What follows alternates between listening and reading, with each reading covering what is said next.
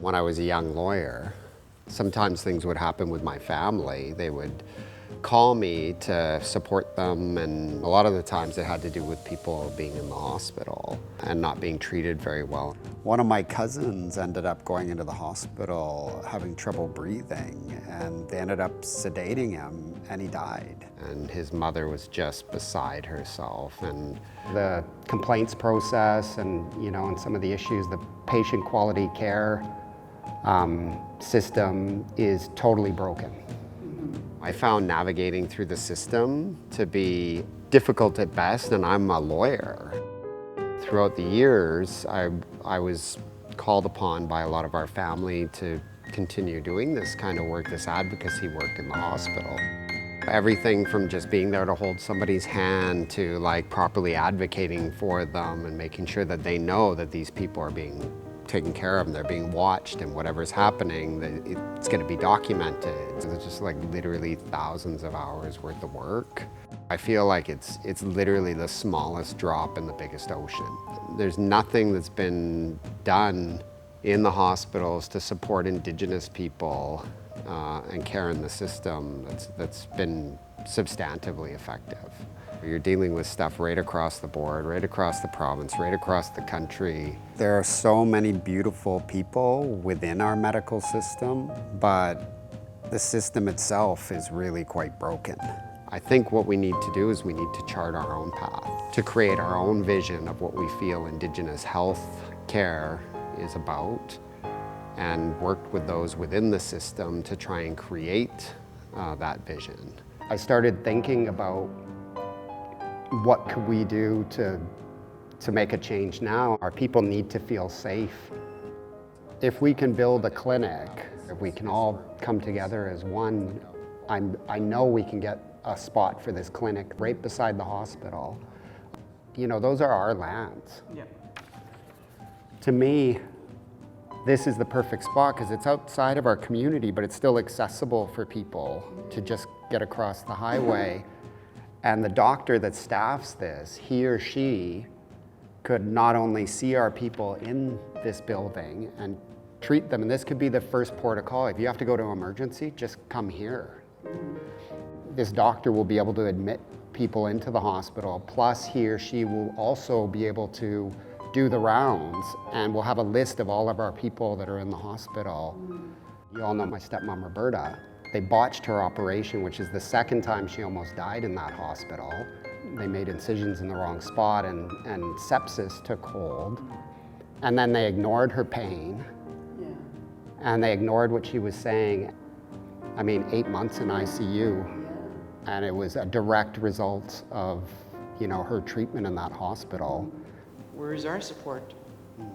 Where is our person who's going to speak up for us in here, It's just not, it's not right. And, things have to change. I've done a lot of interviews around with some of the folks at this table as well around what a clinic could look like. We went around interviewing elders, interviewing doctors, interviewing clinicians and people that ran clinics, people that have made really amazing strides like the Luma Clinic. They've done such an amazing job in Vancouver. So we're trying to build off some of these successes. We really wanted it to be, first and foremost, a very comfortable space, a sacred space. As soon as somebody walks in, first of all, they're gonna smell the cedar, they're gonna look around, they're gonna see their ancestors' portraits on the walls, they're gonna look around and see some artwork that they recognize and some symbolism that they recognize, and a completely different format of what they're used to going into a cold clinical hospital. To be able to come into some place that's quite welcoming, where you get a mental health check-in, where you actually do get that care that you need as soon as you walk in the door. A lot of our people really need that. The design of the longhouse itself is, we just built one in Ucluelet, and the project was amazing. We have a lot of experience bringing people together to do big projects. In our role building longhouses in the past. You know, it always involves everybody kind of coming together, you know, and joining together, taking all our greatest strengths and putting them together, making ourselves stronger, building these beautiful, beautiful buildings. These clinics will be no different.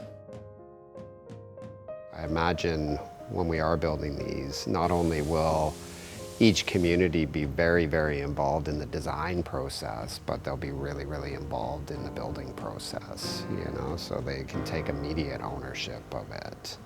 Whenever you have any problems, whenever you need to accomplish something, we always fall back on our unity within diversity teaching. So we bring everybody together with all their skill sets, we put them all together, and then we go after the problem, right? So again, this is no different.